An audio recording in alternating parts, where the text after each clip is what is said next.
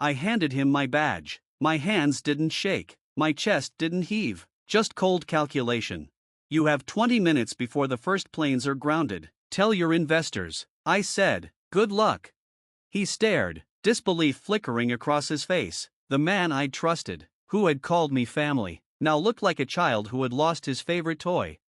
Effective immediately, he had snapped just moments ago, as if firing me could erase 12 years of my loyalty, 12 years of routing every flight in his empire, keeping every operation invisible, smooth, perfect.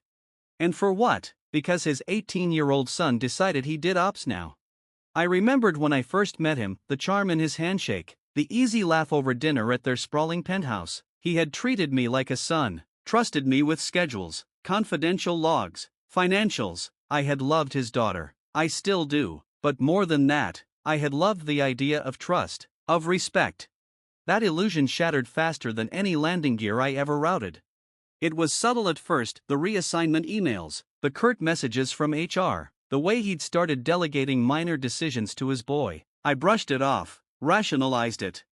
But then came the quiet afternoon in his office, his son perched on a swivel chair, his fingers dancing over the terminal.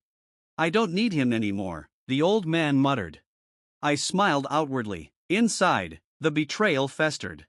I spent months watching, planning. I learned the weak spots in the network, the ones no one noticed because I always noticed. I traced financial irregularities, minor sabotage opportunities. I collected documents, traced routes, memorized every protocol. I made silent notes invisible to the naked eye. I didn't just want revenge. I wanted proof that he had been foolish, arrogant, careless. I wanted him to feel the emptiness he had delivered to me. The moment came like a landing in a storm. The boardroom was packed, investors expecting updates, executives calm and unaware. I had mapped every server, every route, every backup. I walked in, badge in hand, not a word wasted. The old man's eyes narrowed. What's this? He barked. Final check. Sir, you might want to see this. My voice was calm, measured. I handed him a tablet. The flight network flashed red, routes rerouted, flights paused, systems locked.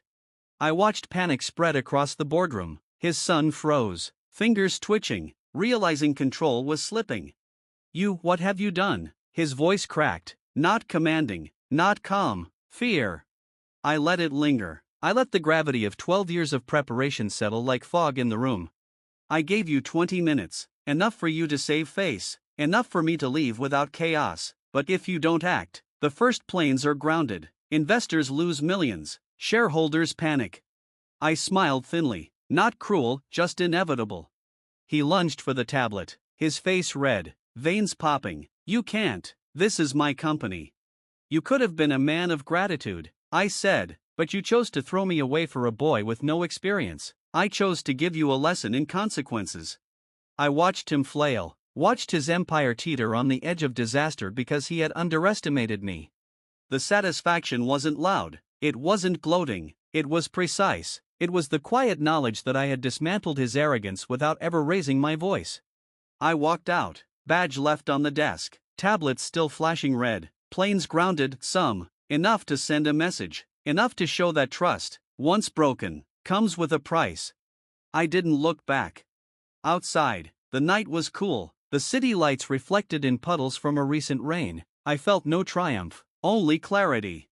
12 years of service, 12 years of loyalty, acknowledged, erased, repaid in silence and strategy.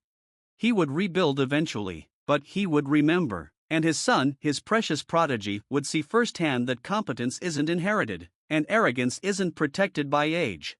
I don't seek their forgiveness, I don't need their acknowledgement. Justice isn't loud, it doesn't announce itself, it is quiet, calculated, and devastating when it lands. I drove home, windows down, feeling the cool night air like a bomb. I had won without a fight, I had spoken without shouting, I had avenged betrayal not with chaos, but with the elegance of inevitability. And for the first time in months, I breathed.